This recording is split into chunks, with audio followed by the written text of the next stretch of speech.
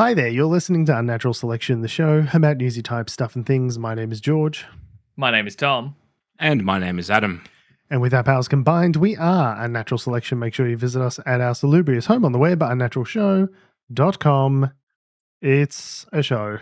It's a podcast about the news that when essentially everything has failed, and we revert to humor as a defense mechanism to preserve our fractured psyches.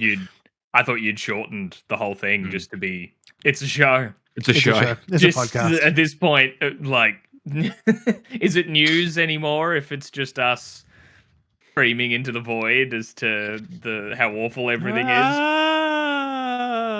We should have isolated that soundbite from 10 years ago. 10 years ago. That's an in-joke for listeners who have been on the journey. It was funny, when the world... I've forgotten the in-joke. What was that? It's like I gave an impersonation of, my rendition of Screaming into the void. And it was just a silent or a very weak wail. We asked Adam to do so hang on, can you do that again for us? What was the scream into the void? And you had something along turn like the dial and it gave a good reverb. Oh, and it was like a reverb. Echo. Yes, and that's right. Adam just kind of went like it was a boy falling down a well. Yes. Yeah, a really piss weak scream into the void, and that's kind of what made it funny. Yep. And now we've explained the joke, which means it's even more funny. That's how comedy works, guys. Professional joke explainer, Adam Doreen. This show used to be funny, and because we were sarcastic about things, and we were able to use satire. Was it funny to talk about the news? Yeah. Unfortunately, the world turned to a basket case, and so everything's no longer satire. It's just depressing. Satire has actually turned into the truth in many cases. Yeah, it's just a tire. The Onion. Yeah, the Onion is now kind of like a reliable news source because, even though they're being more blunt about it, but it's still true. So, yeah, I take issue with the assertion that we were funny. I think we were just unaware of our unfunniness, and now we're just acutely aware of it. That's a perspective thing. Well, no. Yeah. What's the difference? Ignorance is bliss. Well, we're sadder. Yeah, true. Yeah, good point. Top story: a woman was murdered in cold blood on the street in Minneapolis by federal government agents. Yeah, the U.S. government murdered a woman. Yep. I mean, not the first time, and certainly not going to be the last time, but definitely one of the first times it's been done in the panopticon. On camera. Yeah. Yeah. So this incident happened in... an immigration and customs enforcement officer shot and killed a Minneapolis driver on Wednesday during the Trump administration's latest immigrant crackdown on a major American city.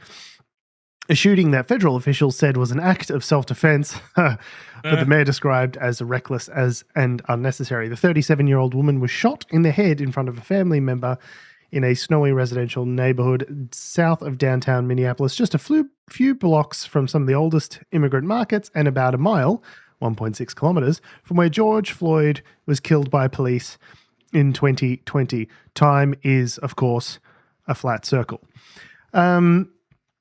So the killing was recorded by a number of people on video, number of witnesses, and the shooting drew a large crowd of angry protesters after it happened, and it's scaled up over the last couple of days into large-scale protests across a number of American cities, and people numbering in the thousands, really pissed off about ICE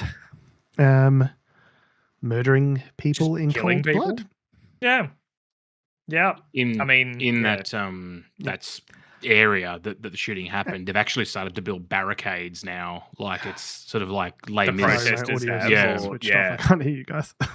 Oh no, George is in the dark. Let's go, Tom. Take over the show. This is the moment we've been waiting for. Why am I hearing Ezra Klein coming through my headphones?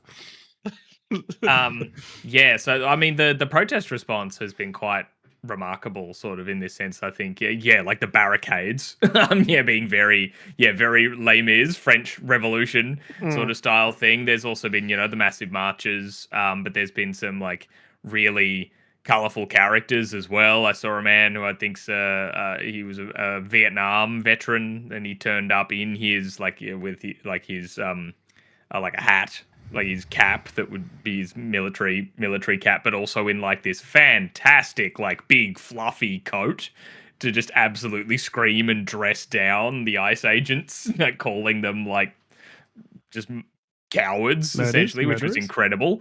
But the one that I've found quite interesting is that people in Minneapolis know where the ICE agents sleep. Like they know the hotel that that is like housing them. I think like Hilton Hotels or something has a bit of a deal where they're housing like the ICE agents when they're deployed into different parts of the country. Hotel of choice. Gotta get those. Yeah, the hotel of choice for fascists everywhere. Yeah, but so they know that that's where the ICE agents are, like when they're not out on the street. So protesters have just been marching around the hotel, making as much noise as possible all night. Yeah, so fantastic. as they do not get a moment's sleep, to the point, and this is the part I can't believe, to the point where noise complaints are being made, being like, hey, they're making so much noise, we can't sleep. They call the police, and the police, amazingly being on the right side of something for once, rock up, sirens blazing to the scene and leave the sirens going. Like, while they're just out on the street. And then they're just sitting there leaning against their cars as well. Even the police are turning against them. Even police are believe in a cab. Yeah, it's crazy. So, yeah, obviously they're local Minneapolis police. And so Minneapolis is a city that is overwhelmingly Democratic. And this follows in the theme of the Trump administration over the last year, basically targeting Democratic. On this ICE immigration stuff is only happening in Democratic strongholds like New York, Chicago, Minneapolis, other cities, like LA, LA and Portland and this sort of stuff. They're deliberately targeting Democratic strongholds as a way of normalizing federal shows of force in non-right wing locations. Presumably for the effect of potentially to have some sort of impact on elections at some point. If you're just normalizing troops on the streets with automatic weapons, maybe, I don't know, who knows. Anyway, so there's this great New York Times breakdown of the video. As I mentioned, it was shot from like several different angles. So it kind of like puts the whole thing of body cameras to bed, more or less for good, for me, because like the whole idea of like, oh, if you just have police with body cameras on, they'll be held accountable. They'll have to do the right thing because they're being watched all the time. And it's like, no, this woman got murdered in a panopticon, and fascist Barbie over here is telling us how it's a good thing, and the cops are just defending themselves. Yeah, they're still telling us not to believe our lying eyes. Our lying cameras. Yeah, who are you going to believe, me or your lying eyes? Anyway, so we'll play the first sort of minute or two of this New York Times video because it does a really good job of breaking it down. Obviously, the visuals will help for people following on YouTube, but you'll still get something out of it as an audio listener listening to the description of what's happening.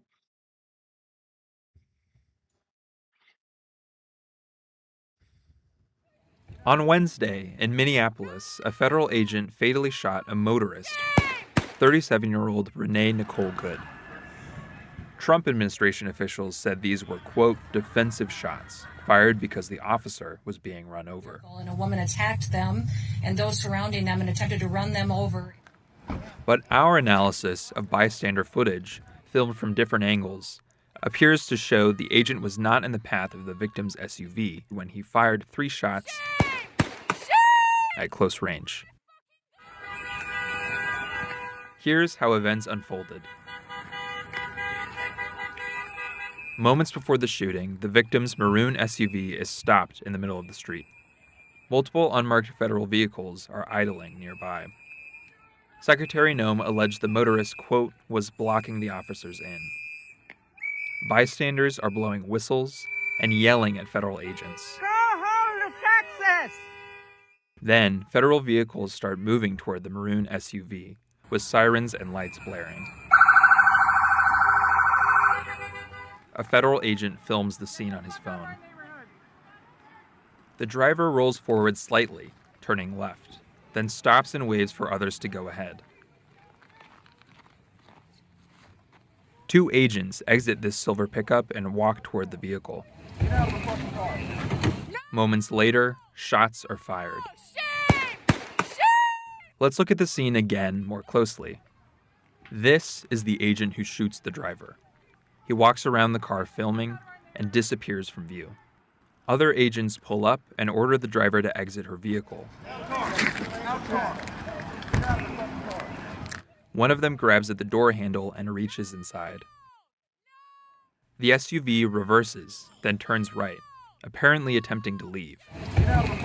At the same time, the agent filming crosses toward the left of the vehicle and grabs his gun. He opens fire on the motorist and continues shooting as she drives past. The moment the agent fires, he is standing here, to the left of the SUV, and the wheels are pointing to the right, away from the agent. This appears to conflict with allegations that the SUV was ramming or about to ram the officer. President Trump and others said the federal agent was hit by the SUV, often pointing to another video filmed from a different angle. And it's true that at this moment in this grainy low-resolution footage, it does look like the agent is being struck by the SUV. But when we synchronize it with the first clip, we can see the agent is not being run over. In fact, his feet are positioned away from the SUV. The SUV crashes into a white car parked down the road. A bystander runs toward the collision. The federal agents on scene do not appear to rush to provide emergency medical care. Yeah. And not only do they not rush to go and provide emergency medical care themselves, they actually prevented a physician who was on the scene from going and rendering emergency aid directly, as well as waiting 15 minutes for first aid to arrive in the form of a paramedic, who then faced difficulty arriving at the scene because of all the ICE vehicles that were surrounding. So it was 15 full minutes where no one was rendering this woman aid after she'd been shot 3 times by ICE officers, where she was just sitting there bleeding out in her car. And I don't know the law, but that seems like murder. Not according to the administration. I don't know how to Self-defense. Yeah, self-defense, as long as, like, I appreciate that police are put in difficult situations and they have to react quickly and they don't always have the luxury of, like, making perfect decisions in a snap second and all that sort of stuff. But like, if this woman had committed a crime and there's no credible evidence that she has beyond just, like, having her car in the middle of the street, the response to that, why is the response to that death?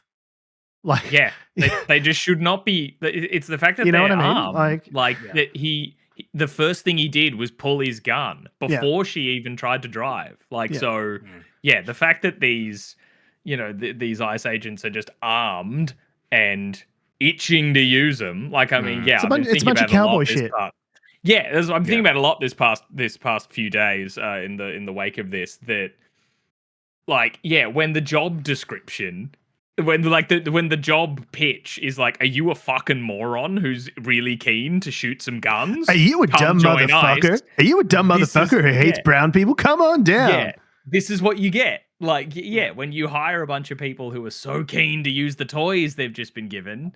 Are you a piece of shit that loves murdering browns? Come on down to ICE. Yeah, except even in this context, not a brown person. That's the thing, bro. If they are getting away, a US citizen, if they are getting away like, with executing fucking soccer mums on the street, like, they can get away with fucking anything at this point. Yeah. Like, we're really in a completely, like, masks off. Ironically, the federal agents are the ones wearing the masks, but, like, metaphorical masks off, full fascist mode at this point. Like, I don't know what to call this except for straight up fucking murder. Like, because the government doesn't even need to, like, outwardly condone it. Like, obviously they're all being like, tragedy, what happened, etc., even though she was clearly definitely like an agitator or whatever, which is bullshit. Oh, and Christy Noem was saying all this sort of fake, like, obviously easily falsifiable nonsense about how she was, part of this is domestic terrorism and she was ramming the ICE agent. It's a miracle he got away alive. Like, all this sort of, listen to this fucking idiot, Christy Noem. Asked about a shooting that we just had in Minneapolis, Minnesota. It was an act of domestic terrorism. What happened, it was our ICE officers were out in enforcement action. They got stuck in the snow because of the adverse weather that is in Minneapolis. They were attempting to push out their vehicle, and a woman attacked them and those surrounding them and attempted to run them over and ram them with her vehicle. An officer of ours acted quickly and defensively shot to protect himself and the people around him.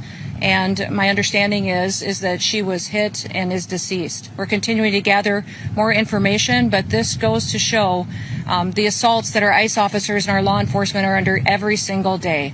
These vehicle rammings are domestic acts of terrorism. We're working with the Department of Justice to prosecute them as such. We will continue to protect our ICE. You asked. Just completely fucking ridiculous. She was ramming them, and she, first of all, they're giving her like conflicting commands. One of them saying get out of the car. One of them's waving her through to say like drive through, go ahead. The one's fucking yanking the door handle, trying to yank her out of the car. It's just like, how do you?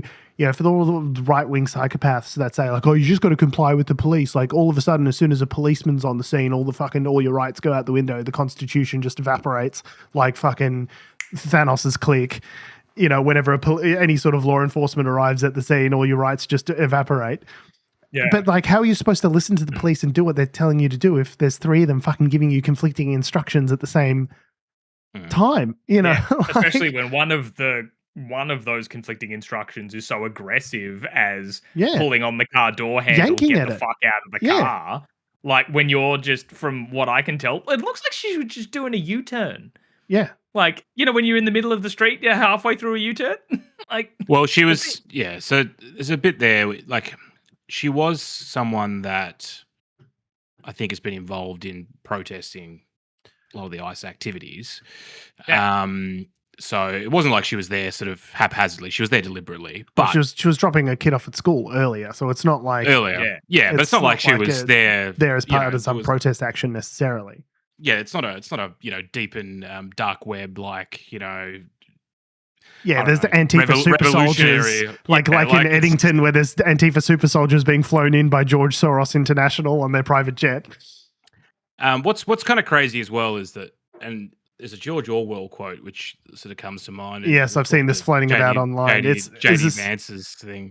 It's the quote from 1984, which is, the party told you to reject the evidence of your eyes and ears. It was their final, most essential command. And we'll talk about JD Vance's response to it in a second. But they also, they sort of doubled down on some of this rhetoric, and they actually released the footage that that officer he called her a stupid bitch or something as after he shot her, and she's being, she's rolling off to hit a fucking another car. Like, she, the car did move forward, and he was sort of in front of it. But as she was trying to drive off, obviously, she was driving away from him, and he was able to move out of the way. So, even if you can make the argument for shot number one going through the front windscreen and hitting her, what's the excuse for shot number 2 and then shot number 3? And 3. Yeah. And also, why the fuck was his gun even out? Why was your gun out? Why was your fucking gun out? So someone's trying to escape the scene of a crime, and your response is like, "No, I got to fucking kill them before that." You know what I mean? This is the thing: it's so fucking crazy. Send her a ticket, write the license plate down, send her a fucking summons. Yeah. This is what the law is. You don't just get to fucking pull your gun out and start fucking popping cunts, and then it's an episode of The Wire. What the fuck is wrong with these people? In the footage, what you can see is him as she starts, as he can see that she's about to move the car, and he preemptively, and it all happens probably within. But why is your first response to fucking kill someone as a result of that? As he sees the car moving, he just pulls out the gun. My response, my muscle memory is not to pull out a fucking gun. My muscle memory is to get out of the fucking way of the car. Yeah, right.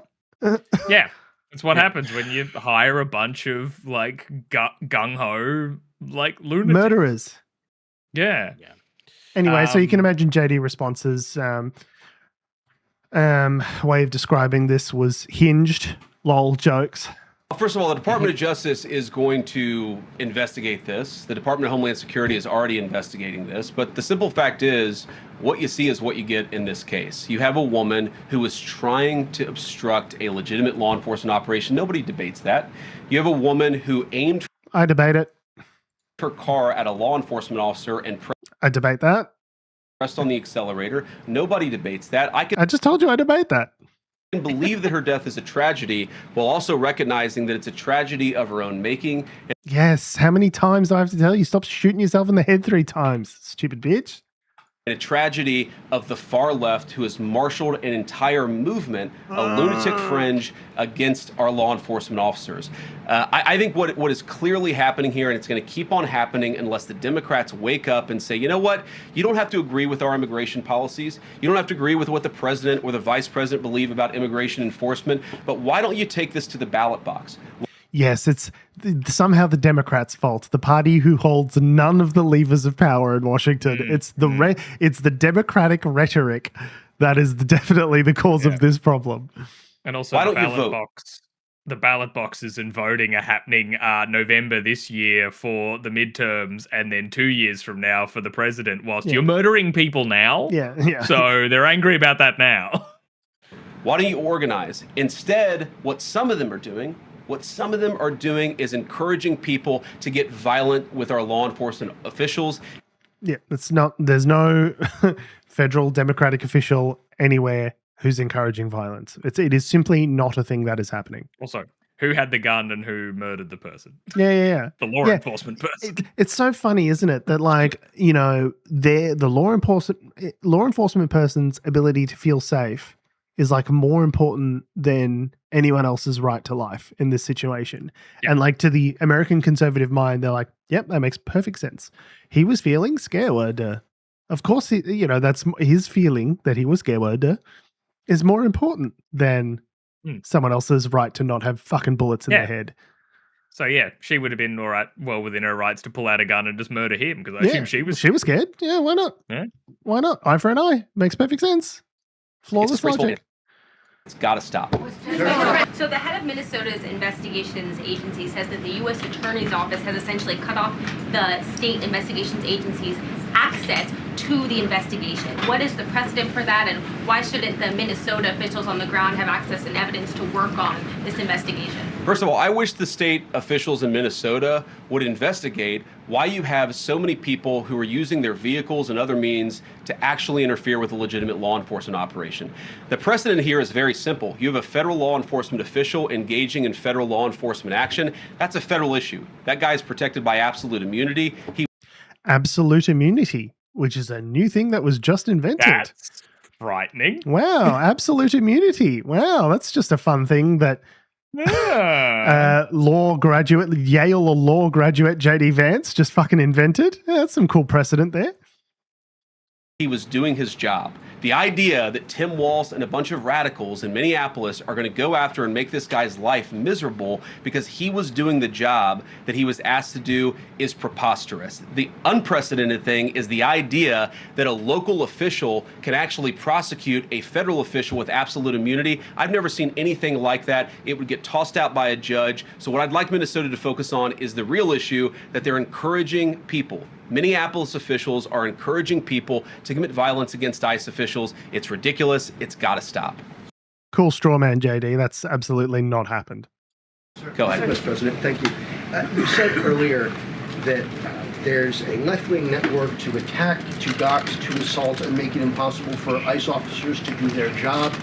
You told my colleague just now that there's an investigation going on into that network. Yep. So if everything that you say is true, how does being part of that network justify being shot? Well, being part of the network doesn't justify being shot, but ramming an ICE officer with your car, that's again not what happened. What justifies being shot. It's not a good thing, by the way, but when you force somebody to engage in self-defense, it's almost a preposterous question. I'm not saying that funding some of this stuff justifies capital punishment. Nobody would suggest that. The reason this woman is dead is because she tried to ram somebody with her car and that guy acted in self-defense. That is why she lost her life, and that is the tragedy. Now, there may be other violations of the law and other penalties that are associated with those violations of the law. For example, if you are funding violence against our law enforcement officers, I'm not a prosecutor. My guess is that's not the sort of thing that earns capital punishment, but it should sure as hell earn you a few years in prison if you're funding the effort to try to assault our law enforcement officers. Again, cool straw man who fucking came. That's just a scenario that you've just fucking made up in your head, JD. Yeah. What is? I'm sorry, guys. What's going on here? I'm just a civil country lawyer. You guys are meant questions. to report the truth. How have you let yourself become agents of propaganda of a radical fringe that's making it harder for us to enforce our laws? You just asked me a question that presumed that the reason why this woman died is because she was engaged in legitimate protest. She tried to run somebody over with her car, and the guy defended himself when that happened. Next question. The investigation is still ongoing. I said next question. I said next question. Nailed it, JD. Nailed it Yeah. so hard. You did so Yeah, good, yeah, buddy. Oh my God, yeah, you're fucking nailing this right now. You're going to be Yeah, such a good fucking president, JD.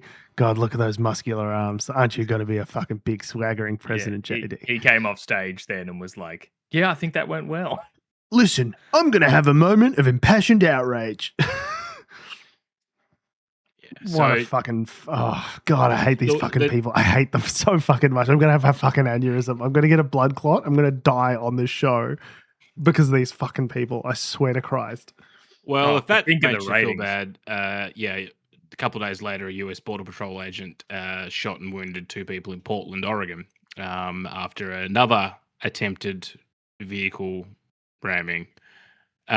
This one, It's crazy, all these rammings. There's so much Yeah. ramming going on. It's just like a This- national epidemic of ramming. Someone should really do something about these licenses to drive. Maybe some sort of car control to stop all of these rammings. I mean, there's no possible way to stop all the violence being caused by car ramming. now this second one is was a targeted vehicle stop, which allegedly was to stop a Venezuelan illegal alien affiliated with the transnational Tren de Aragua prostitution ring. They've got everything in there. They got child trafficking. They got Tren de Aragua. They got Venezuelan. They got the word trans. It's right wing bingo. We've just done right wing Mad Libs there. That's the whole package. This one might have actually been self-defense potentially. Maybe, I but how do you had a fucking quick know look, now? but yeah. Because there's been so many of these officer-involved shootings, right? That's what they call them. An officer was involved. Do we know that was he the one doing the shooting? Who's to say? An officer was involved because they pulled out their gun. Because they pulled their gun and pulled the trigger. Yeah, exactly. Yeah. So It's there's been a number of these since, with ICE agents in the field where people are getting shot and killed by ICE agents. But the central question remains, and this is the thing that nobody seems to be fucking talking about, is that this woman, Renee Good, who leaves behind a 6-year-old orphan in her wake, is dead now because Donald Trump sent fucking troops, ICE officers, into a city where they didn't belong for the purposes of stirring shit up. This woman would be alive today if it weren't for Donald Trump sending those people in there and deliberately inflaming the situation. Yeah. These people aren't just like getting involved in scuffles and violence with officers because they love fucking violence. They're getting involved because Donald Trump is sending cops in there to bring violence to these cities. Yeah. That is the purpose of them being there. They're kind of they're being there and taking part in these kinds of actions for kind of like a similar sentiment to, I don't know, the Second Amendment, like the rise up against tyranny. You're bringing the tyranny, and This is the why people they aren't having have it. the guns, right? This is what the Second Amendment's for, allegedly, is to overthrow a tyrannical government that sends jackbooted federalist thugs into your hometown. Someone said something interesting this week about this whole situation, which really made me sort of stop and think. I think it was Ezra Klein, where he was talking about how I was like, hey, so this is a civil war. Like, I was worried. I keep talking about I'm worried that the country is going to descend into a form of civil. No, was it Ezra Klein? Maybe it was Kyle Kalinske. Anyway, he's basically saying, yeah, it was Kyle Kalinske, I think. Talking about like this is what a civil war is you've got. You heard it in one of those clips that we played where the woman says, go back to Texas. They're nationalizing federal guard from Texas, from the southern states, sending them into deep blue cities and perpetrating violence. It's like, what would you call that? If this was like a Venezuelan regime, you'd be like, you know what I mean? You'd be stealing its oil by now. We'd be invading and decapitating the regime and installing a democracy. It's like, this is what a civil war is like you've got people from one group specifically being deployed militarily to other areas of the country for the purposes of creating violence. Like America is now in a state of like pseudo civil war, as far as I can tell. I wouldn't say like it's not IRA bombings and that sort of stuff, but it is a situation where populaces are being harassed with violence by the federal state I would of say their it's democratic leanings. I wouldn't say it's a civil war. What I would say, a war implies it's got civil war vibes. No, it's not civil war. It is a period. Okay, it's all chill then. It's all fine. Don't worry about it. No. It's great. It's good. Can't wait to go. I'm booking flights. Active oppression is what I would say. Apartheid-esque kind of behavior. Yeah. Now, if these protests and the civil disobedience increases, then you could start to get into things of insurrections. Is an insurrection a civil war? Not quite.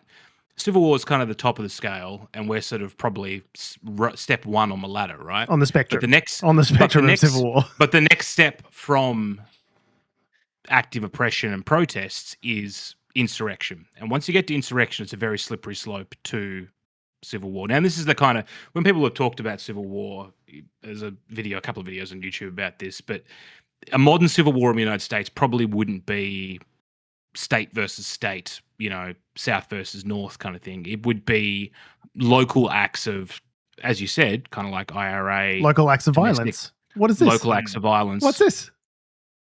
Well, it's not, what I'm saying is one-sided at the moment. So it's not a civil war because the Democrats are just getting punched in the head without fighting back. Correct. It's civil oppression. It's civil oppression. Yeah. So when they start fighting back violently, that is when the tables will turn, so to speak. But the other thing is, if that happens, this is the rub, and we'll talk about the other example of this in a second, when in Iran, is that if they then creates a permission strip for the government or the authority to permission structure, I think is the word. Permission strip sounds. Strip? Well, whatever. Permission strip sounds like a dodgy strip joint. Creates a set of permissions, implied or otherwise, for the authority to step in and violently crack down on and to institute even more than they already are. This is the kind of thing that happened in Nazi Germany. Oh, the communists are coming. We have to violently shut them down. Neither long knives kind of thing. Like, this is being infiltrated from the enemy within. We need to take out the people that aren't pure within our regime. We need to excise them. We need to.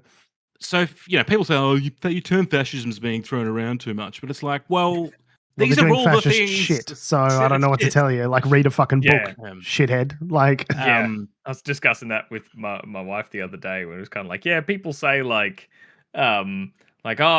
calling them Nazis is lazy, and it's like, no, not in this case. All the other times that you've heard people just call people Nazis because you politically disagreed with them, those were the lazy cases. It's because of stuff like this that those other ones are lazy, because they weren't doing the Nazi shit. But when you get guys Zig Heiling and on the street screaming, "The storm is coming! You can't stop what's coming." We're gonna start a fucking race war. Yeah, I'm sorry, but that is literal Nazi shit. That's like Nazi shit. That's some Dr. Strangelove can't help himself but can't help himself but do the Zig Heil. Like that's the sort of shit that we're looking at here, right? So I don't know. What I worry is that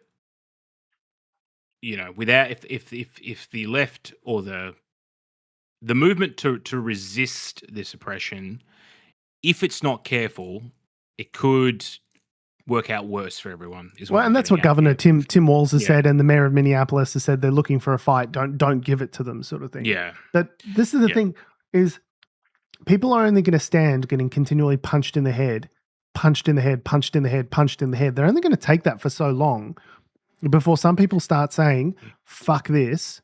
They're already starting with the fuck ice chants. Okay, and.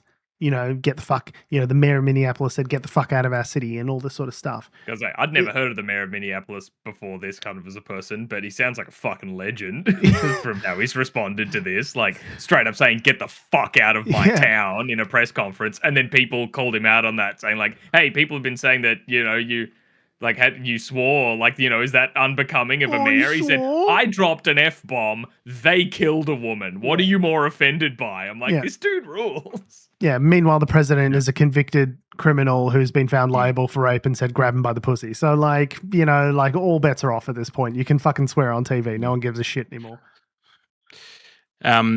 People who do give a shit, though, are the people of Iran. Now, this is, I guess, the example of what happens if I guess you do get repeatedly punched in the head and people eventually get sick of it.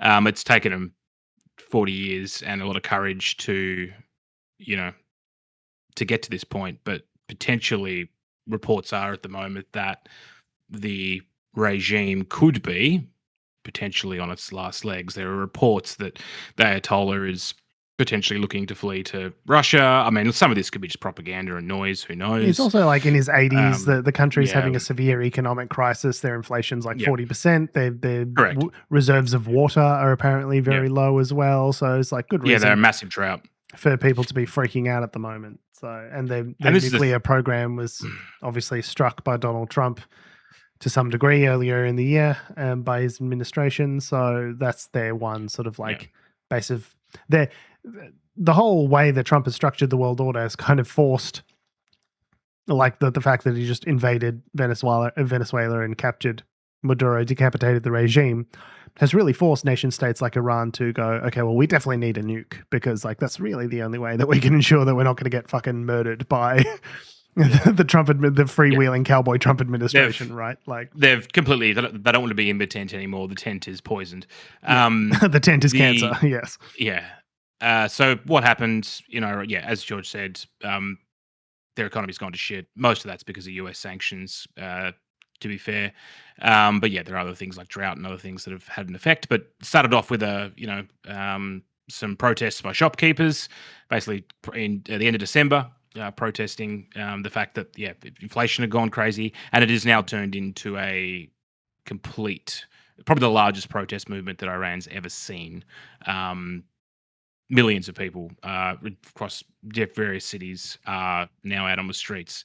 The government initially tried to be like, we're listening, we're learning. We've listened, we've learned, and we're not going to be a repressive theocratic regime anymore. And we're going to start some payments. We're going to start UBI starting at $7 a month. We hope that'll take some of the pressure off cost of living. It's like, well, my chicken was $40 a year ago, and now it's $60. So that $7 doesn't really fucking do anything for me. So because inflation's 40%. So. And the government has, and as you can see there on the screen for those watching the stream, across the entire country, really, apart from the east. You're looking at dozens of cities. This is the populous areas of Iran, right? Yeah, these are all the big cities. Yeah. And this is, I guess, important because it's the first time the government's tried to placate the populace rather than just straight up repressing them. Well, that's how you know things are going on. That's how you know things are going bad for them. Wow. Yeah, well, that's the thing is the protests weren't as bad as they are now. They've actually gotten worse since they did that. And now they have started doing the act of oppression where they've killed a couple hundred people and arrested several thousand, or a couple of thousand at this point. According to I think it's the one of the UN, well, not UN, it's a US-backed agency but they've previously been pretty accurate with some of the reporting. So at this point, the protest movement is larger than the government can control. They've blocked out all communication, so they've turned off the internet basically in the country to stop that'll do it. Communication and stop footage of the protests getting out, although it is still getting uploaded somehow. And bloody Starlink, get it up in you, mate. Get a fucking Starlink up in you. The Shah, like I don't think it's the Shah, like the Shah's son, who is now the Shah. Okay, so for those who don't know, in Iran, the Shah was essentially it was Iran prior to the revolution was a monarchy. And the Shah of Iran was the sort of nominal leader of Iran, the head of state. Which was installed by Western governments. Installed by Western governments, though. He had a very friendly relationship with the United States and, was happy to play ball. And obviously there was a lot of stuff around. Guess what? Oil. Fairly corrupt from fairly corrupt regime and repressive and his sort of corrupt regime and the overthrow of which gave rise to the Islamic Revolution and Ayatollah Khomeini taking over in the first place, and sort of then there was the Iran hostage crisis and all of this stuff with the sort of late Iran and Iraq War and all that kind of stuff. What's that what's the peanut farmer, what's his name? Jimmy Carter. Operation Eagle Claw, that failed. Anyway, yeah. End of the Carter administration, the start of the Reagan administration, and is thought of as one of kind of the main turning points in terms of like the American public's dissatisfaction with how Carter handled the Iran hostage crisis was part of this sort of conservative wellspring movement embodied in Reagan. Because like Reagan comes in and like day 3, the hostages are released, but everyone's like, oh my God, Reagan's a wizard. And they're like, no, that was obviously started under Carter and then continued through into Reagan. Reagan didn't come in on day 3 and fucking release the hostages because he's not fucking Gandalf the Grey, you morons. Neoliberalism took off. From that point.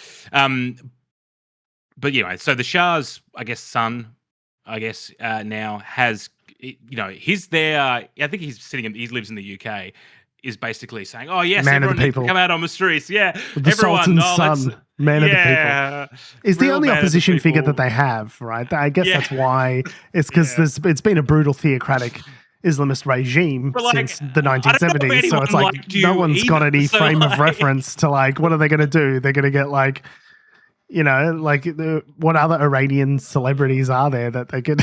I'm sure there's no Iranian Oprah that you could like phone in to be the next president.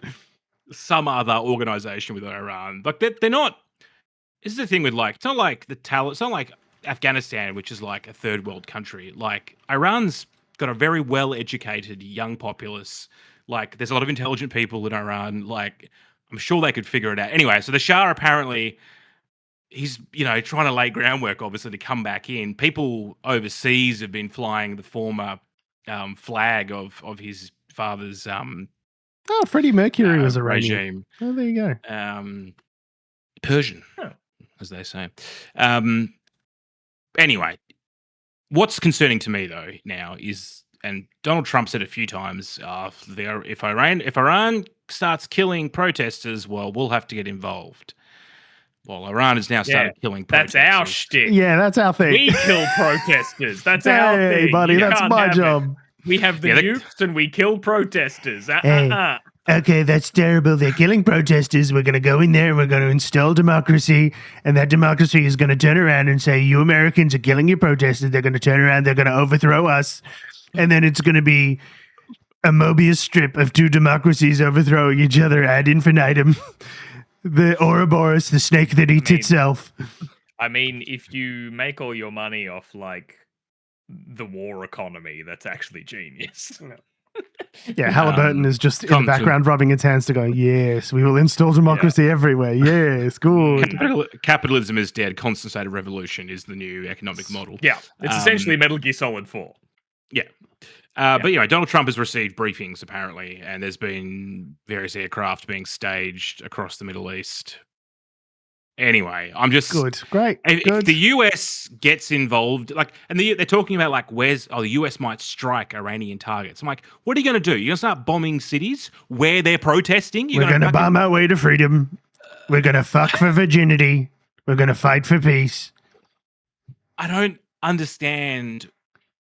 Well, I ran so far away. Anyway, if the US starts bombing things as a part of this week, then I will have truly had enough. I'm done. Yeah. But anyway, so I wouldn't say it's exciting, but it's yeah, I wouldn't either. I wouldn't say that. No one was saying that. What? Well, I mean, for some people who want to see the overthrow of the Islamic Republic, I'm sure they're probably excited. Yeah, but as I think it was Albert Camus that said, most modern revolutions just end up reinforcing the power of the state, right? Like, I'm paraphrasing there slightly, but it's like, as we saw in Libya, as we saw, God, how many fucking times do we need to learn this lesson? overthrowing the bad guy doesn't mean a good guy just magically rises in his place. What tends to happen if the transition is not managed, is it just replaced with a worst fucking bad guy with a snidely whiplash mustache. It's the same fucking guy with the mustache who's more evil than the last fucking guy.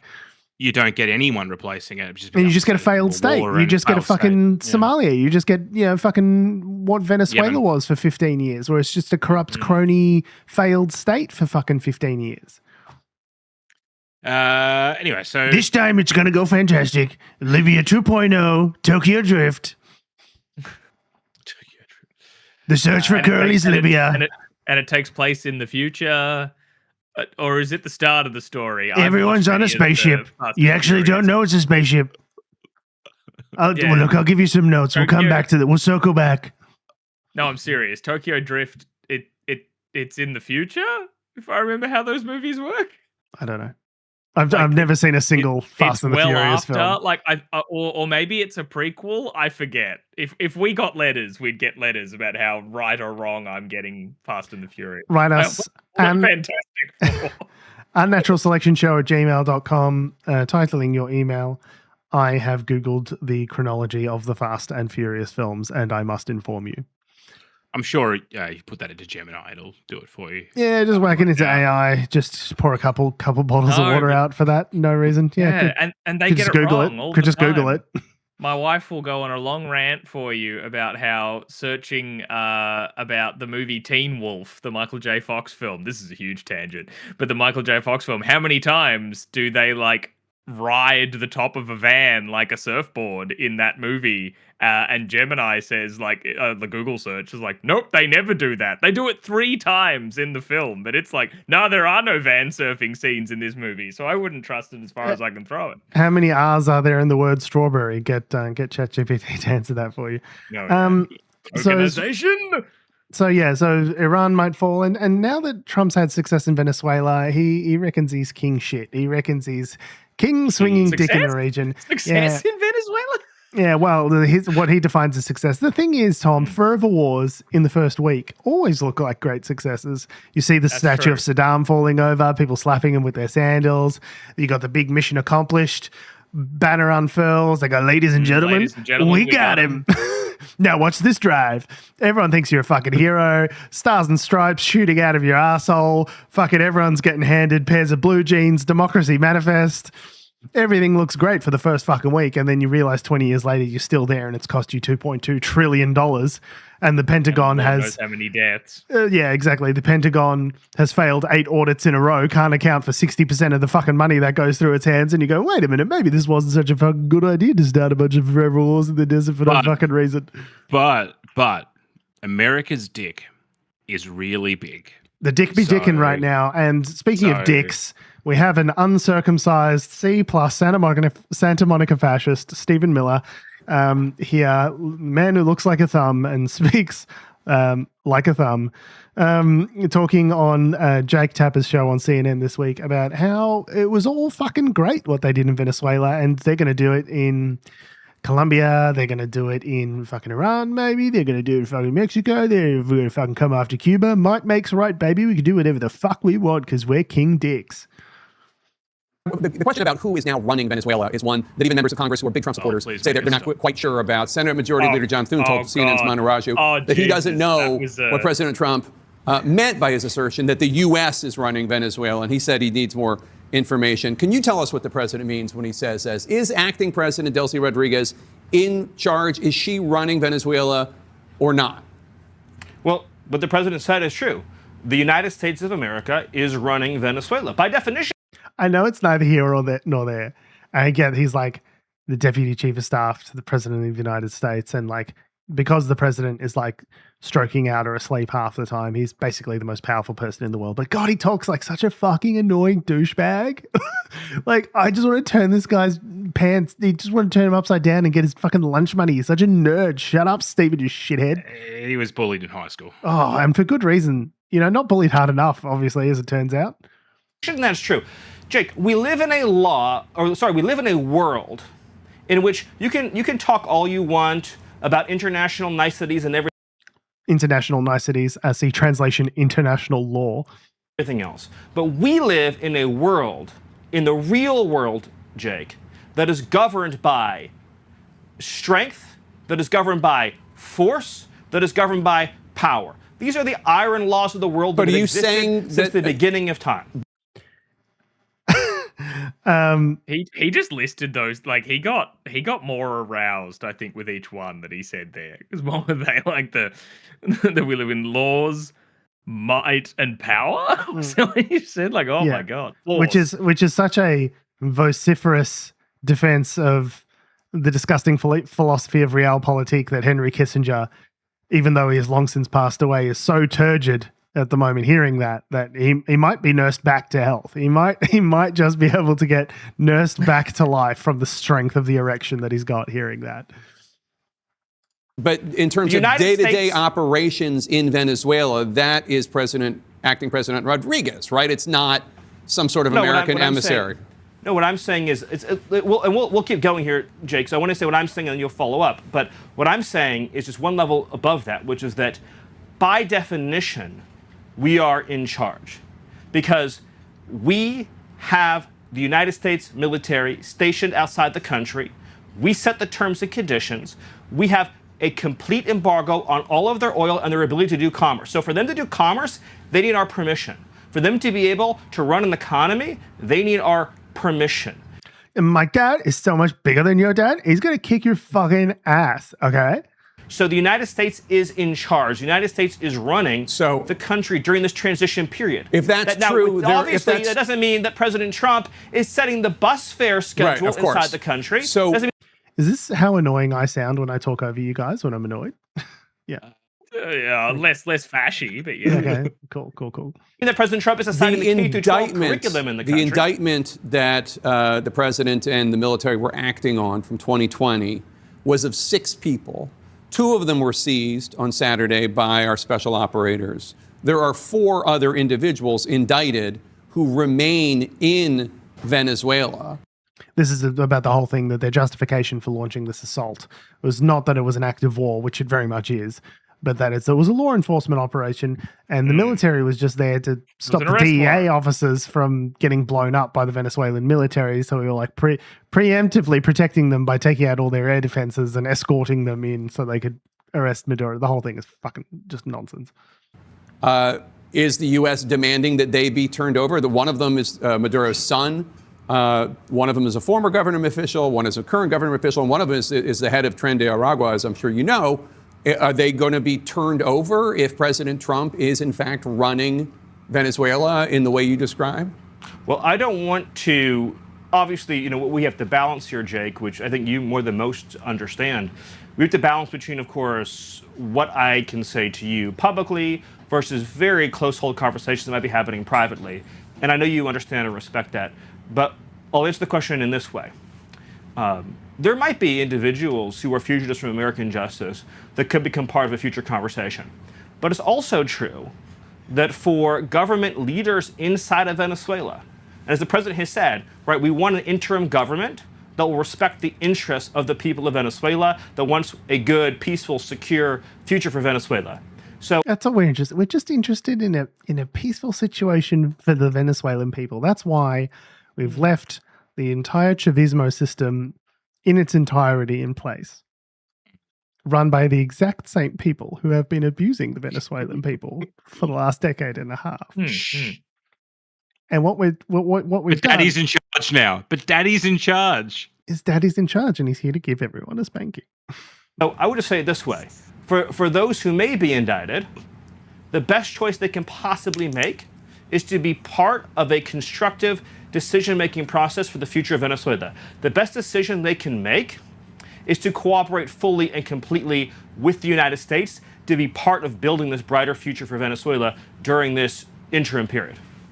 On another important topic, the premier of Greenland and the premier of Denmark and other Danish officials are responding to a Twitter post from your wife, Katie Miller, herself a former Trump White House official. But currently, fucking no one. Is just a lady with a podcast. Showing Greenland covered with an American flag, saying soon. After that was posted, President Trump repeated the claim that the U.S. needs Greenland for national security reasons. The Danish Prime Minister... I need it. I want it. I gotta have it. We're going to cover it in gold. It's going to be incredible. She did the soon meme. Yeah. Like, soon. Yes. Like, my God. Minister responded to this in an interview earlier today, as reported by Bloomberg, quote, I believe one should take the American president seriously when he says that he wants Greenland, but I will also make it clear that if the U.S. chooses to attack another NATO country militarily, then everything stops, including NATO, and thus the security that has been established since the end of the Second World War. Can you rule out that the U.S. is ever going to try to take Greenland by force? Well, let me go back a step. The president has been clear for months now, so I know you're treating this as breaking news. The president has been clear for months now that the United States should be the nation that has Greenland as part of our overall security apparatus. The United States, but your wife posted that like hours after the Venezuela operation. That's why it's newly relevant. No, I'm not, and I'll talk with you about it for an hour. I think it's a really important conversation. I just wanted to reset, Jake, by making clear that it has been the formal position of the U.S. government since the beginning of this administration, frankly, going back into the previous Trump administration. It's been the formal position of our government that we're going to steal another fucking country, so it's okay. Look at the reporter's face. That Greenland should be part of the United States. The president has been very clear about that. That is the formal position of the U.S. government. Right, but can you say that military action against Greenland is off the table? It wouldn't be military action against Greenland. The Greenland has a population of 30,000 people, Jake. The real question is, by what right does Denmark assert control over Greenland? What is the basis of their territorial claim?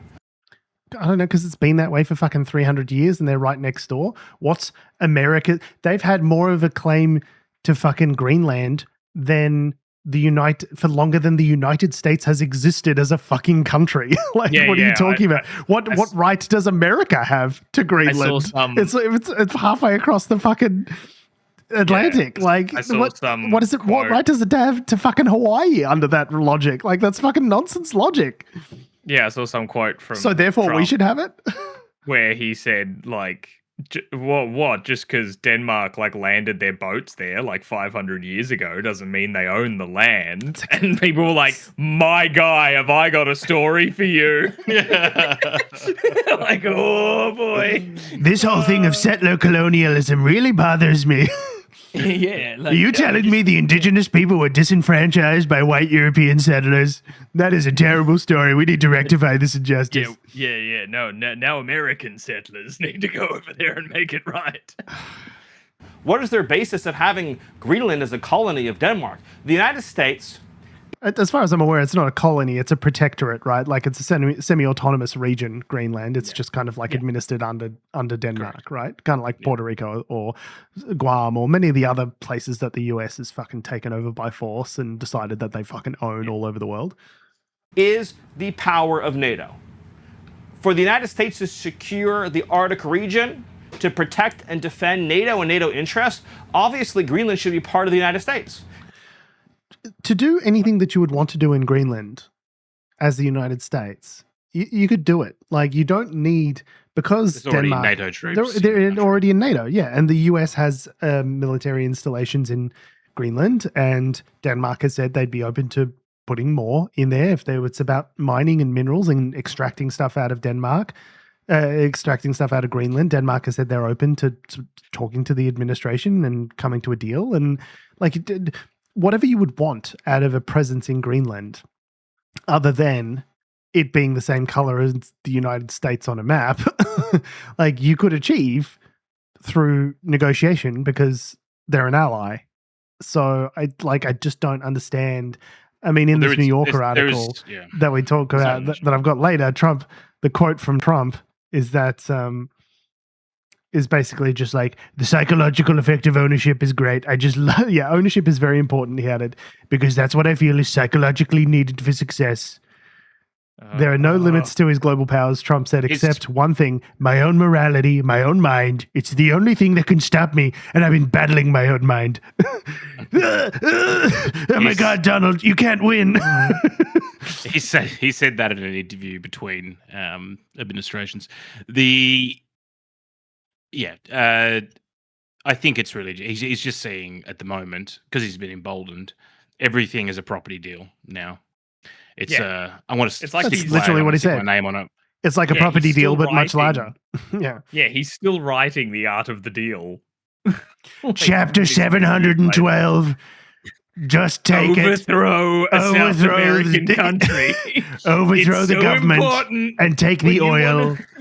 When you want to build condos in Florida, it's really important to overthrow Venezuela. I cannot stress this enough. This is an incredibly important deal for Florida real estate. When you overthrow the democratically elected leader of Venezuela.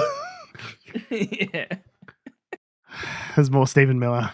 And so that's a conversation that we're going to have as a country. That's a conversation that we're going to have. Fuck this guy. Fuck this annoying piece of shit. Stop interrupting. Let's just finish the clip. Fuck this human thumb. Fuck this cunt. It's a process we're going to have as a community of nations. So you can't take it off the table that the U.S. would use military force to seize Greenland. You can't take it off the table. Jake, I understand you're trying very hard to, which again is your job. I respect it. It's great to get exactly the headline, right? That catchy headline. I'm trying to get an answer to the question. That says Miller refuses to rule out the United States should have Greenland as part of the United States. You're trying to get me to say, you try to get me in a gotcha and say I won't rule out military force. And it's like, but you're saying that the United States should have Greenland. And he's like, yes. I'm not ruling it out. I'm not ruling it out. Oh, you got me, you son of a bitch. There's no need to even think or talk about this in the context that you're asking of a military operation. Nobody's going to fight the United States militarily over the future of Greenland. One last question, Stephen. Doesn't make any sense. One last question. The president was very quick to say that the recipient of the Nobel Peace Prize, opposition leader Machado in Venezuela, doesn't have the support in Venezuela to become the next president or the interim leader. And I wonder where he got that from, given that her cutout, Gonzalez, won the election last year 2 years ago, overwhelmingly, 70% of the vote or something like that. Why does the president think that Machado should not be the next leader? Why does he think she's weak? First of all Venezuela experts agree. All Venezuela experts agree that it would be absurd and preposterous for us to suddenly fly her into the country and to put her in charge. And the military would follow her and the security forces would follow her. This is not a serious. It's not even a serious question. So should there be an election? Let me, if you give me the floor for 30 seconds, let me tell you what we are doing here, Jake. The United States. You can hear the police coming in the background to fucking arrest him for being such a dumb idiot. This is sort of foundational. The United States is using its military to secure our interests unapologetically in our hemisphere. We're a superpower, and under President Trump, we are going to conduct ourselves as a superpower. It is absurd that we would allow a nation in our own backyard to become the supplier of resources to our adversaries, but not to us, to hoard weapons from our adversaries, to be able to be positioned as an asset against the United States rather than on behalf of the United States. So it's about the hemispheres of influence, or it's about pushing back against Russia and China being the global hegemons that we're pushing back against. But I thought they were our friends, according to the national security strategy you guys put out a couple of weeks ago. This is all feeling extremely coherent and certainly not like a 40-degree fever. Sovereign countries shouldn't be able to do what they want to do. The Monroe Doctrine and the Trump Doctrine is all about securing the national interests of America. For years, we sent our soldiers to die in deserts in the Middle East to try to build them parliaments, to try to build them democracies, to try to give them more oil, to try to give... That's why we invaded Iraq, to give them more oil. Give them more resources. The future of the free world, Jake, depends on America being able to assert ourselves and our interests without apology. This whole period that happened after World War II, where the West began apologizing and groveling and begging I don't even and know, engaging these honestly, vast what you're talking reparation about right schemes. now. What I'm talking about. Jake Taff is so fucking salty. What the fuck is he talking about there? Where we started apologizing after World War II. when we started becoming a bunch of pussies and fucking sucking up to these other countries by having an international rules-based order and the Bretton Woods Agreement, which placed us at the global center of capital and gave us the largest, longest run of extended capital growth in human history. Is that the thing that you've got a problem with, Stephen Miller? The pussification of America that made you guys the largest economy, the largest military the world has ever seen? That period of time, that's the part you've got a problem with, you fucking psycho? What? That's insane. That he sees the end of World War II being the long apology tour. The baby boom, the biggest run of untrammeled economic per capita GDP growth anywhere ever for the longest amount of time historically ever. About Jake is the idea, and by the way, you do. I know you love doing that smarmy thing, Jake, and I was hoping to be better that he was being a bit smarmy. This time. I asked you about if there should be an election. Exactly. I asked you if there would be an election in Venezuela. That's what I asked. I said, why was the president so quick to dismiss Machado? You answered that question. And then I said, the objective, Jake, is security and stability for the people of Venezuela. With our help and leadership, that country will become more prosperous than it has ever been in its whole history. Venezuelans but the woman running Venezuela right now is part of the Maduro regime. There will be conversations, Jake, about all of these guideposts along the way. The reason why I was giving you that speech, which I know you didn't want to hear, is because you're approaching this from the wrong frame.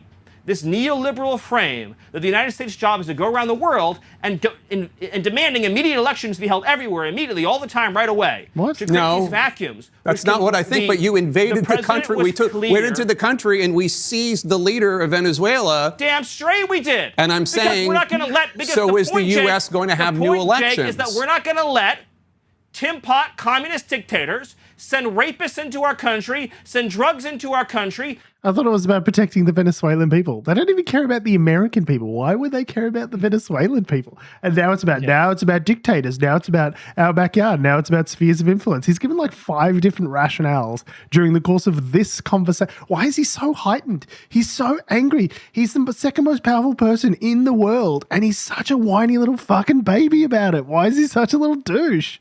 Send weapons into our country. Okay. And we're not going to let a country fall into the hands of our adversaries. The future of Venezuela working with America is going to be so bright and so incredible and so positive, and we'll have a conversation about everything that you raised. But the priority right now, as the president has been made clear, is a judicious, thoughtful, careful transition process to secure a great future for Venezuela and to secure a great future for America. All right. And let's just take a moment and just acknowledge, Jake, that what we've witnessed under President Trump's leadership this last week is one of the greatest foreign policy and military victories this country has ever had. Stephen Miller, thank you so much. Appreciate your time. Thank you. Yeah, I would have been like, I'm not going to do that, Stephen. I love Jake. And that's all the time that we have.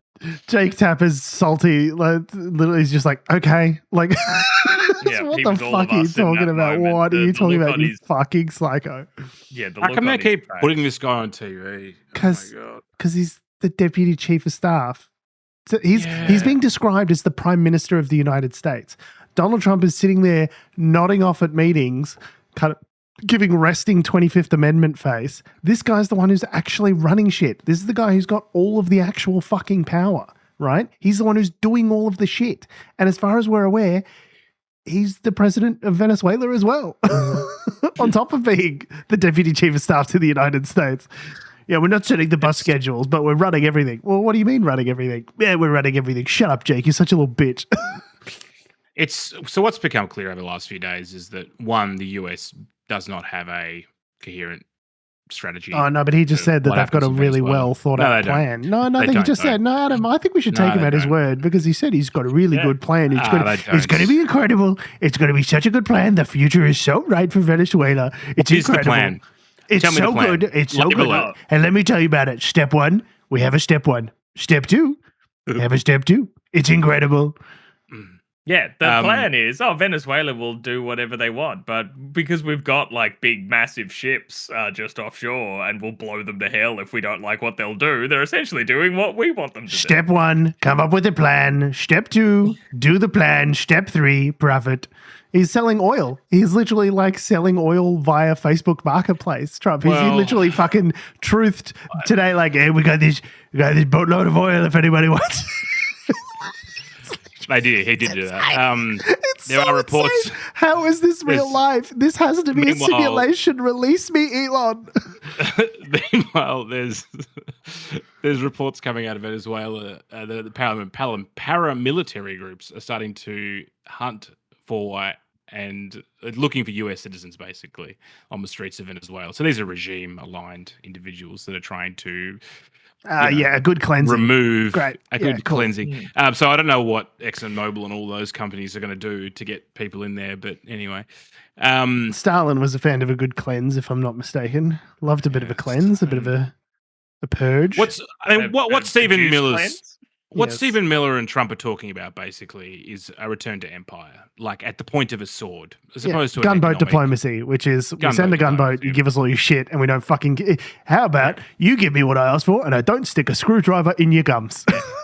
And if what they're talking about is true with Greenland, then that is the end of NATO as we know it. The US will actually lose more than they gain. They'll lose all their bases in Europe and the Middle East. That's what I mean. Like the whole thing of the US being able to project force into Europe, it basically ceases to exist if they do this. Yeah. Why? Because I want Greenland. You see how it's white on the map? I want it to be the same color as the United States when it's on the map. I want it to also be blue. Yeah, someone mentioned that I could maybe have Greenland, and it's all I think about. I guess what this does is it prevents me from reflecting on the very real trauma that I've caused thousands and thousands of people during my long, difficult life. The fact that I am an 80-year-old man circling the drain of life with no list of accomplishments beyond my rapacious desire to extract wealth from other people has meant that I am now facing the mortality of my own existence with nothing to show for it. But if I get Greenland, God damn it, I'm going to be in the history books. It'll be worth it. It'll be worth it. They'll call it Trump mania. It's watching a narcissist on the world stage with, who's possibly getting dementia. Like, the only limit is my own mind. I'm astro projecting to Greenland right now. Meanwhile, Joe Biden coughs at a news conference, and Fox News is like, "See, he's he's old." Meanwhile, Trump is like, "The only limitations are maybe we're a singular consciousness experiencing itself subjectively," and everyone's like, "Great, good stuff, Donald.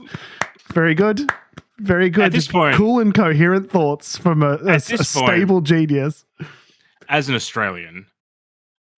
China actually, I know the CCP are fairly oppressive. China's looking pretty good right now. They look like at least they're organized. Hey, do you guys. know what I mean? Hey, so let's talk about subs. Do you guys have subs that we could use to defend against America now, I guess? Yeah. I think we're gonna get a refund / this sub deals just disappearing. What's the deposit on that? What's the turnaround on what's the terms of purchase on those subs? Because I think actually now that we think about it, we really want those Shenzhen subs, I think. France. Remember us? Hey, buddy. How you doing? You want to come back to the table? Yeah. Anyway, it's good. And on top of that, the US has withdrawn from a bunch of other United Nations and international organizations over the last couple of days. Yeah, nothing important. Nothing important, I assume. Yeah. UN, no, just the IPCC. Oh, the Intergovernmental Panel on Climate Change. That IPCC. Yeah. And a bunch of UN conventions on climate change, and this is the thing. It's like. It's so dumb and self-defeating, like the NATO thing. It's like you are more powerful when you are part of this thing because the US drives this thing. US drives NATO. Yeah, the US but they haven't got a sword. They haven't got a sword in the picture. So but there's that famous saying that the pen is actually, in fact, mightier than the sword. But how good are rapiers, George? But basically, the sword is a big metal penis. That's how I like to think of it. Yeah. And the pen is just a small penis. And that reminds me of my own penis, which makes me sad. It has actually been just watching the disintegration of the world order over the last decade. It's great. It's been so good. No, Tom, the last 2 weeks. Yeah, the last 2 weeks the last, especially. It couple started a decade ago when they elected Trump. Yeah. Watching, like up until very recently, I was like, I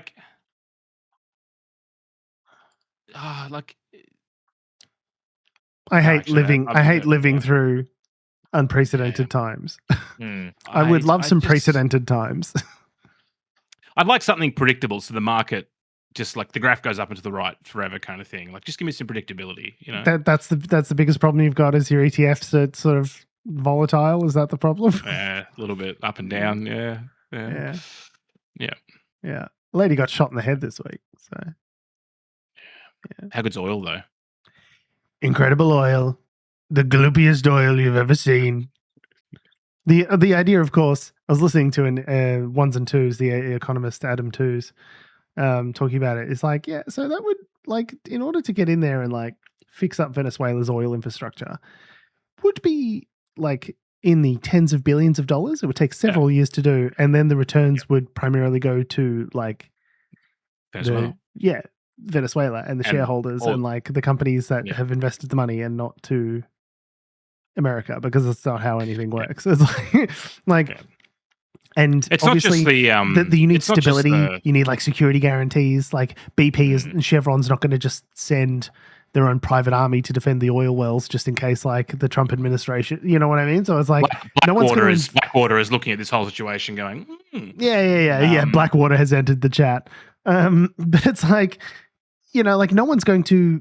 Like the reason that these investments in Venezuelan oil infrastructure don't exist is because they don't exist because they don't make sense, and the US being there is not going to make them make sense. So it's like, it doesn't. None of this. Yeah, the whole thing is so self-defeating. What's the oil cabal, the OPEC? OPEC. Like they are a group of nations that basically act as a cabal to scale up or down oil production as necessary to maximize their profits. Correct. They are choosing to not scale up oil production, as it turns out. So having a bunch of extra oil in the market is not something that they're probably particularly keen on. Oil prices are pretty low as it is. So like additional supply is not going to like... The more oil that gets pumped into the market, the more prices go down. It's like it's not, this is not how anything works. And basically the Economist was just sort of screaming, basically. It was just like, of all the foreign policy things I've ever talked about on this show, this makes the least sense. Like, it's the dumbest possible thing me as an economist could ever imagine. Not to mention as well, like, so when they nationalized the oil industry back in the, whatever it was, 50 years ago, 90s, or when Chavez came in, when did the nationalization happen? Was that Chavez, or was that before? Chavez, I thought it was the 70s when they nationalized the oil in Venezuela. Doesn't matter. Anyway, but like there was a period where they started redistributing the wealth. Basically, that what they also did was, I'm pretty sure it was a Chavez policy. They basically said, any of these people that are working for the oil companies, we want to get rid of all these people. And the country officially nationalized its oil industry in 1976. Okay. It's along with the what I'm talking about, Petróleos de Venezuela, the national petrol company. So that company basically brought in all its own government cronies, got rid of all the people that actually knew how to operate half the oil infrastructure and knew how to run the businesses associated with it. And as a result, a lot of the expertise needed to run an oil industry in Venezuela doesn't actually exist. At least that's what this documentary I was watching with one of the guys from Monty Python. It was funny. SBS aired one of the guys from Monty Python. I can't remember which one. Terry Gilliam, maybe. Michael Palin. Yeah. Thank you. Michael Palin went to Venezuela and did a bit of a tour, and he went to some of these former oil towns, which the US, had people in, back in the 60s, basically, and they're all sort of hovels now. But he also went to a lot of other beautiful places. But he was talking to the locals about it and sort of their view on it, and it was an interesting sort of timing in terms of that documentary came out, because that happened prior to Maduro being captured. But Yeah, worth a watch. I'm pretty sure it'd be on SBS on demand. What was it called? I don't remember, but it's cool. Just Venezuela, Michael Palin, you'll get SBS on demand. Yeah, sick recommendation. I don't know. It was interesting. They went to a big lake, and there's like lightning that like happens on the lake. It's like the purest form of lightning or something that you can see. Anyway, it was really cool. That does sound cool.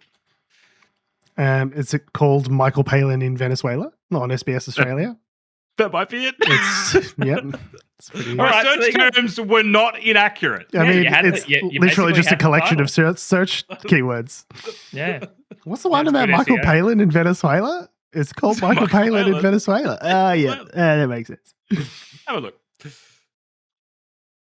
Anyway. So, Anthony Albanese. Who wants to? I think I'm spent. Yeah. I think I might be out of juice. I forgot that even happened. So as in the Royal Commission. So after kind of being against setting up a Royal Commission into looking into the in the wake of the Bondi shooting from back in December here in Australia in Sydney. There was calls for a Royal Commission into, I think, both that and, into anti-Semitism in general and just the government's role in combating it and all that sort of stuff. Albanese was hesitant, but he's changed his tune and he's called one. He's listened, he's learned, and he's flip-flopped to do the commission. I literally posted on the 6th about, because I could hear that the requests, in the media, the din saying, "Oh, you need to have a Royal Commission," and Labor is resisting calls to a Royal Commission. And there was a story that a group of former Labor MPs and party officials signed an open letter. Ian Thorpe. Ian Thorpe, the swimmer. This guy knows. Asking Anthony Albanese to call a National Royal Commission into the Bondi terror attack, and I literally posted on the 6th. To you guys, just call it. You're going to end up calling it, so just call it. And of course, less than 2 days later, he had in fact called the Royal Commission, and then he's like, whoa, he's going to call the Royal Commission. We only just wanted to work it out with New South Wales first. And it's like, you were making arguments against it 13 hours ago, Anthony. Let me trust my eyes and ears. What are you doing? Yeah, so they finally called it. And there was a bit of speculation sort of leading into it as well when they were like, oh, we're pretty sure he's going to call it, but who's going to lead it? And a few names were going around. One of which, because she also did turn out to be the person they've selected, is Virginia Bell, who was a former Justice of the High Court of Australia up until 2021. She retired then, but she has since been involved in a few things. Like she led the Royal Commission into the many ministries of Scott Morrison. And has done. Sounds like a Harry Potter novel, doesn't it? The many ministries of Scott Morrison. ScoMo and the many ministries. Virginia Bell and the many ministries of Scott Morrison. So she's been selected to do that. There's obviously been a lot of pieces sort of about who is Virginia Bell, who's going to be leading this thing. I think it's interesting that already before she was nominated, when even her name was being suggested, there was already like blowback from people like Josh Frydenberg. And which goes to show that it's all in bad faith. It was never about the Royal Commission. It's about the fact that why doesn't Anthony Albanese want a Royal Commission? Maybe because he's a Satanist who sacrifices young Jewish kids at the altar of the Labour satanic rituals. It's like they just felt like she wasn't the appropriate. Whoever they could have suggested Fiddler on the fucking Roof. It wouldn't have mattered who they suggested, because they would have gone, oh, but you should have suggested this other person that we put forward. The whole point of it was to bash the Albanese government. Susan Ley getting out there and going, oh, this isn't any fucking good. What's Anthony doing out there to combat anti-Semitism? Well, he created an anti-Semitism envoy, commissioned a report, read the report, was ingesting the report, has adopted all of the report's recommendations in full, and has created a bunch of legislation addressing the key points of that report. But aside from that, nothing. Aside from that, nothing. Even though there were like points in the report. What did your government do again? Fucking nothing? Oh, yeah, that's interesting. Yeah. When you guys were in power just before that, you guys did fucking nothing about it, right? Yeah, that's interesting. It was interesting that Josh, who is apparently speaking on behalf of the Jewish people, obviously expressed reservations around the appointee. Even though The Jewish Council came out like immediately afterwards and was like, yeah, now she's cool. She's incredibly credentialed from what I could see. She's like, has been, has had a really long, extensive, respected judicial career. She was a Supreme Court justice in New South Wales. On the Court of Appeal. On the Court of Appeal, High Court of Australia. George. She's very respected. She started her legal career giving, aid and representing people who were charged with marching in the original Mardi Gras. Yeah, so she's a fucking legend. To left-leaning protesters, George. Okay, yeah, she's been involved in LGBTQ issues. So she sounds like Israel, George. Yeah, okay, whatever. Those are left-leaning protesters.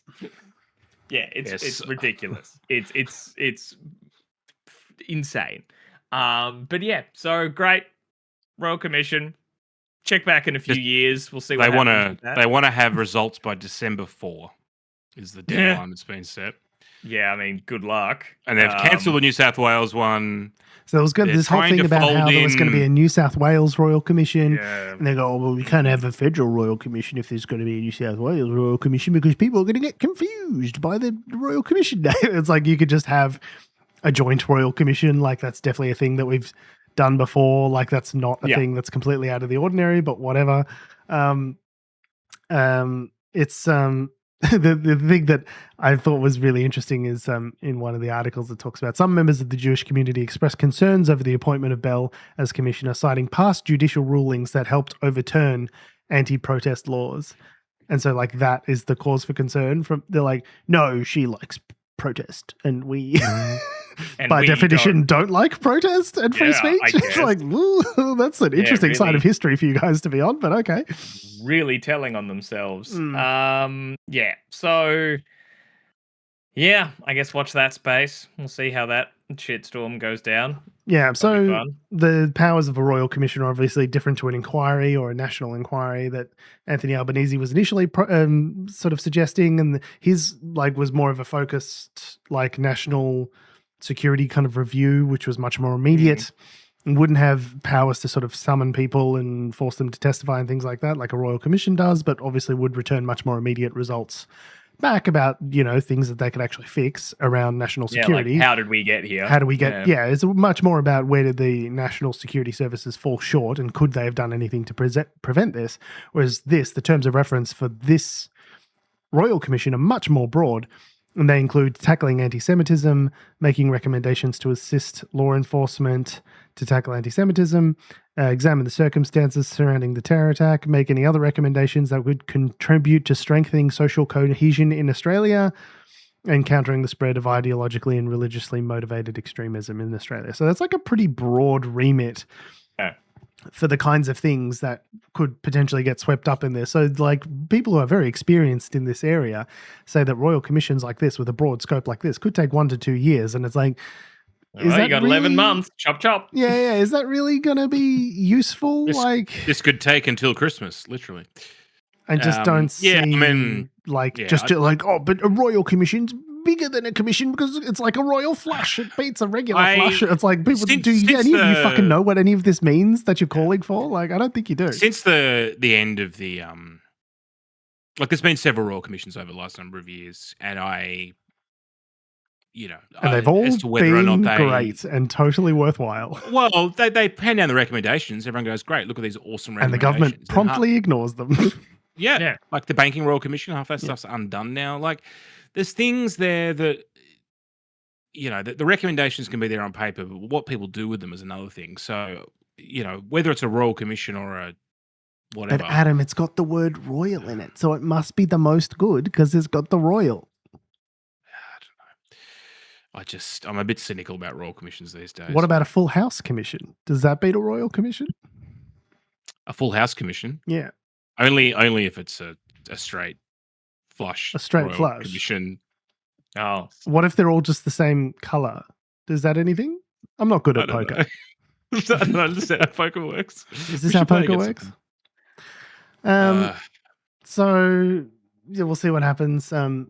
check back in a year to see if we solved anti-Semitism. On that note, we have been, we are, and we always will be Unnatural Selection. Make sure you visit us at our salubrious home on the web, unnaturalshow.com. Make sure you follow us on all bullshit social medias that have, do, or ever will exist at our handle at Unnatural Show. Make sure you follow me on Twitter and Instagram at George Tsipos. You can follow me on Threads at tom.heath. And you can follow me down to the collapse of the global world order, where I'll be moving again, as I've said many times in this podcast, to the woods. Hey, don't worry about it. Speaking of going and moving to the woods, Tom, you look like the Unabomber Ted Kaczynski with your new glasses. Thanks for listening, guys. Look like the Unabomber. Look it up. Thanks for listening, guys. I've seen pictures. Thanks for listening, guys. Love your faces. We'll see you next week. Don't send me any packages. Tom, I think you look pretty. Thank you. Do you also think the Unabomber looked pretty? Pretty murderous. That'd be concerning. It's not a compliment if you're also like, and that looker, the Unabomber. Say what you want about the Unabomber. This guy fucks. Yeah. If you look like that, you can send me anything in the mail. Yeah, sweaty package. It's probably going to cut all of that. You brought it up.